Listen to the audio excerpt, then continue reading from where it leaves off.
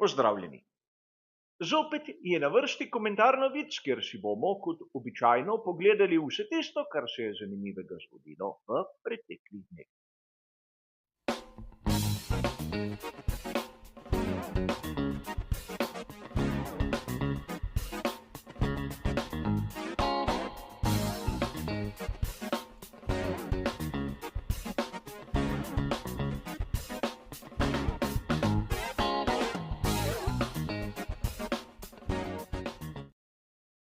Verjetno boste takoj opazili rahlo spremembo v formatu.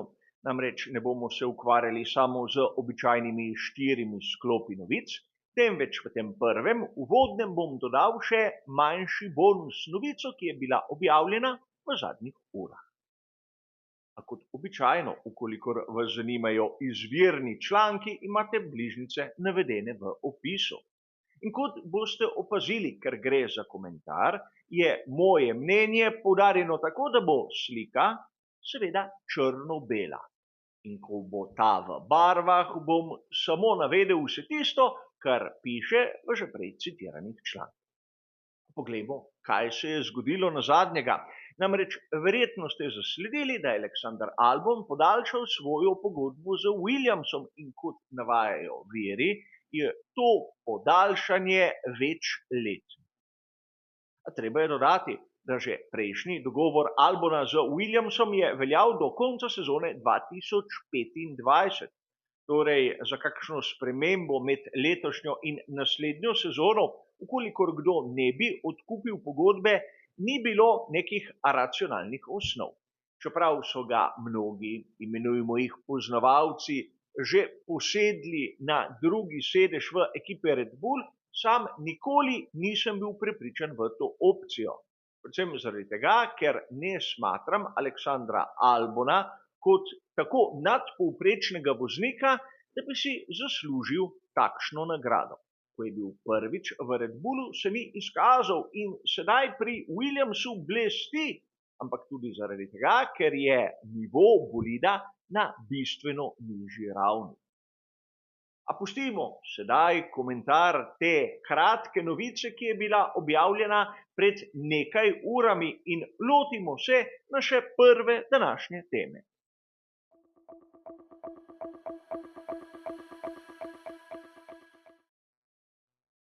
Kot smo lahko zasledili na spletnem portalu motosport.com 13. maja, bosta na dan 1. oktobra 2024 uradno začela delati pri skuderiji Ferrari Loic Serra ter Jérôme D'Ambrosio. In mnogi viri so povzeli to novico ter nekako potrdili končno prihod novih tehnikov v skuderijo Ferrari. In prihod predvsem Loica Serre je bila napovedana že v lanski sezoni ter kaže na to, kako Frédéric Vasseur skuša okrepiti predvsem tehnični del pri skuderiji Ferrari. A kot običajno pridemo do manjših zapletov. Namreč povprečni navdušenec ne ve, kdo sta ne Loic Serra, še manj pa Jérôme D'Ambrosio. In videli bomo v nadaljevanju, da prihod teh dveh posameznikov, vsaj po mojem skromnem mnenju, ne more kar tako nadomestiti vseh pomembnih odhodov, ki smo jih videli v preteklih mesecih. In govorimo o Sanchezu, o Mekiju, govorimo ne nazadnje o Simoneju Resti in pred nekaj dnevi je svoje mesto izgubil tudi Xavi Marcos. A Loic Serra kot strokovnjak iz svojega področja bo kar naenkrat prevzel vodenje, kar se tiče projektiranja šasije bolida Formule 1. Govorimo o strokovnjaku, ki se spozna na delovanje samih pneumatik in podvozja.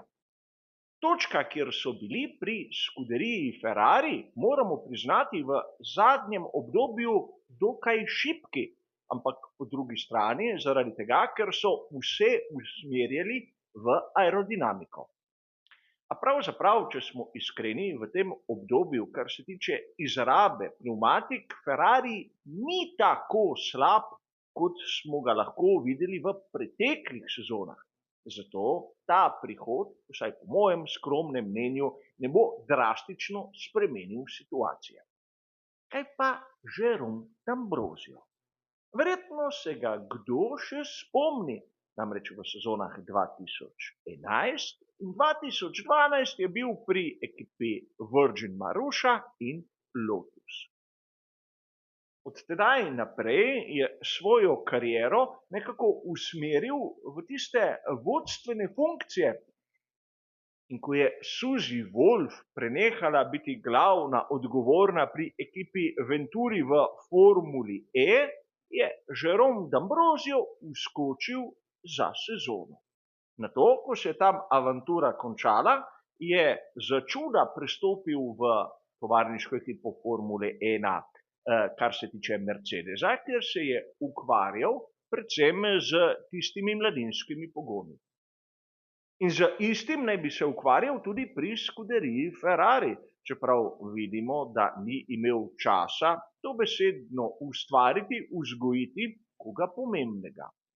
A konec koncev v primeru Jeroma D'Ambrosija ne moremo govoriti o tem, da bo doprinesel kaj tehničnega znanja k celotni strukturi skuderije Ferrari, čeprav bo v prvi fazi bil namestnik samega Frederika Vassarja, vsaj tako govori njegov naziv. Konec koncev dobivam občutek, da so bili odhodi do sedaj bistveno večji kot ta dva dokaj skromna prihoda. A videli bomo v nadaljevanju. Poglejmo si seveda tudi drugo novico, ki je navezana na prvo.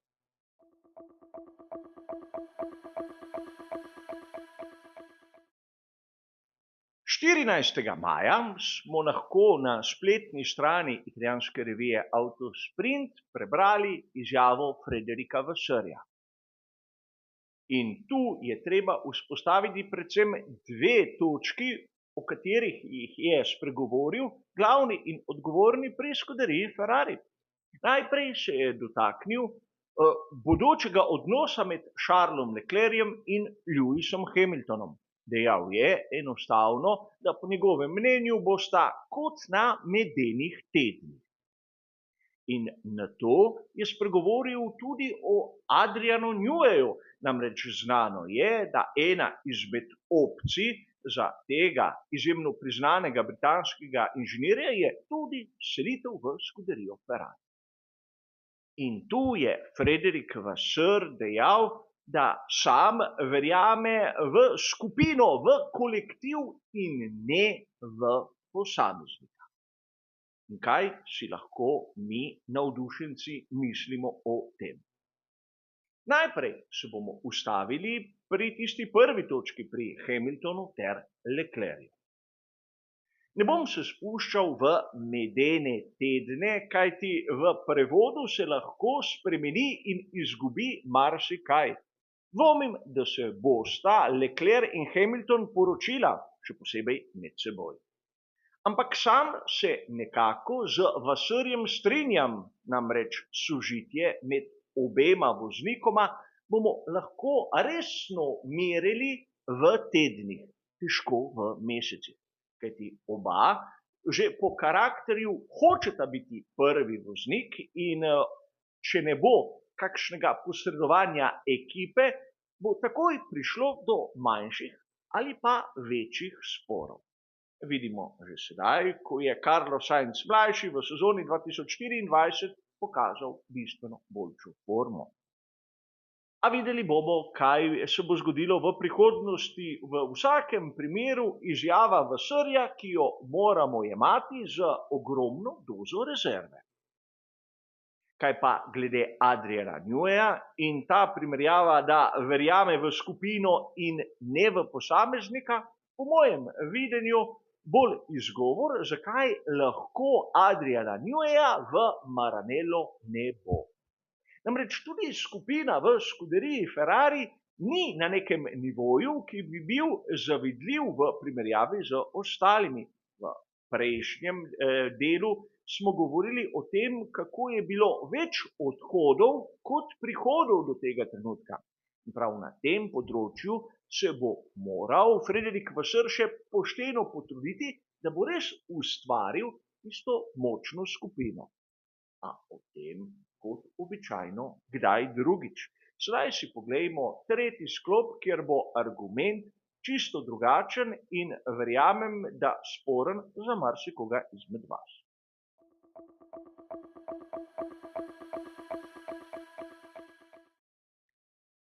Na italijanski verziji spletnega portala motosport.com smo lahko 14. maja zasledili članek, kjer so mnogi vozniki kritični do sistema podeljevanja kazenskih točk.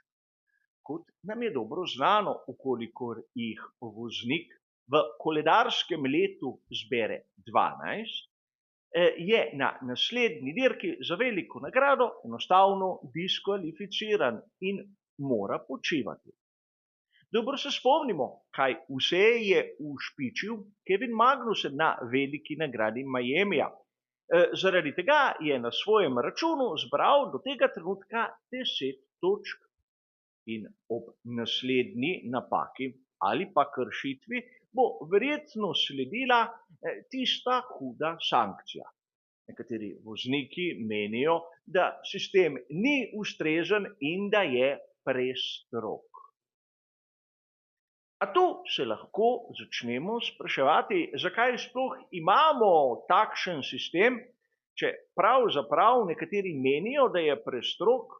Do tega trenutka še nihče ni bil izključen iz naslednje velike nagrade, ker bi zbral po nesreči 12 točk, kar se tiče tistega kazenskega spiska. Tudi Pierre Gasly je bil izjemno blizu temu, ampak za čuda v tistem obdobju, ko je bil na preizkušnji, ni napravil nobene neumne poteze, ki bi ga stala celo dirke za veliko nagrado. In sedaj se lahko začnemo spraševati, kaj bo storil Kevin Magnussen.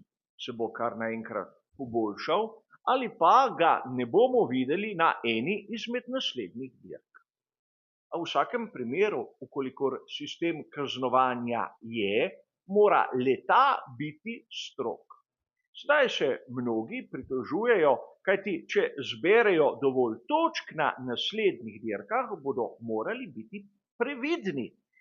In po mojem skromnem videnju je to smisel tega sistema, ukolikor bi bila kazen, imenujmo jo nekako pavšalna ali brezvezna, bi vsakdo počel pravzaprav vse tisto, kar bi prišlo na pamet. Dobil bi direktno kazen, ki bi jo odslužil in nato nadaljeval s svojim početjem, kot smo videli delati Magnussena na veliki nagradi Miamija.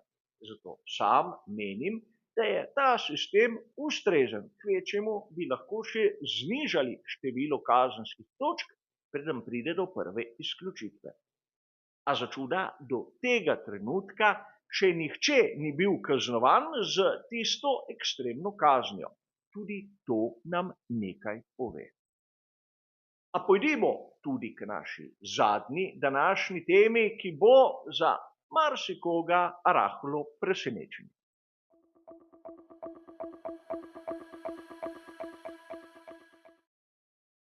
Za konec, kot običajno, rahlo bolj lahkotna in šaljiva tema. Priznam vam, da sem se takim novicam skušal izogibati čim dlje časa, ampak ko sem zagledal na portalu GP Blog 14. maja, kako so objavili ekskluzivni odgovor Daniela Kvyata na vprašanje, kaj si misli o tem, da njegova hčer Penelope Piquet se na družbenih medijih pojavlja tako pogosto tudi v družbi z Maxom Verstappenom, sem moral povedati svoj komentar. Kogar zanima izmed vas odgovor tega bivšega voznika Formule 1, ima kot običajno bližnjico v samem opisu. Ampak tu se je potrebno za trenutek ustaviti. Novica kot taka s Formulo 1 nima nobene veze. In če portal, kot je GP Blog, svojo energijo usmerja bolj v takšne trače, hratam sam zaskrbljen. Verjamem, da v določenem obdobju ni kakršnih novic ali zadev, o katerih bi bilo zanimivo pisati. Sam že skoraj 5 let vsak dan objavim prispevek in upam, da so malce bolj zanimivi kot to, kaj počne mala Penelope, ki nas, navdušence Formule 1, ne briga, no ja, skorajda nič. Mi smo tu, ker nas zanima Formula 1 in ne, kaj počno otroci, ko so skupaj z partnerji staršev prisotni ob igranju igric. In to je nekaj, kar meni osebno dvigne pritisk. Sam sem proti tračarijam in proti takšnim novicam, ki so lahko ekskluzivne, ampak so dobesedno nepomembne. A verjamem, nekaterim so trači všeč in verjetno drugim kakšne tehnične novosti, kakšne zakulisne novice ne pridejo toliko do živega, kot na primer novica o tem, kdo hodi s kom. A videli bomo v prihodnosti, katera stran bo imela prav in kakšen tip novic bomo lahko zasledili na raznih portalih, ki bodo ostali ali pa nastali v vmesnem času. A za danes, za današnji 21. komentar novic letošnjega leta bo, kot ste razumeli, to vse. Hvala za vašo pozornost in nasvidenje.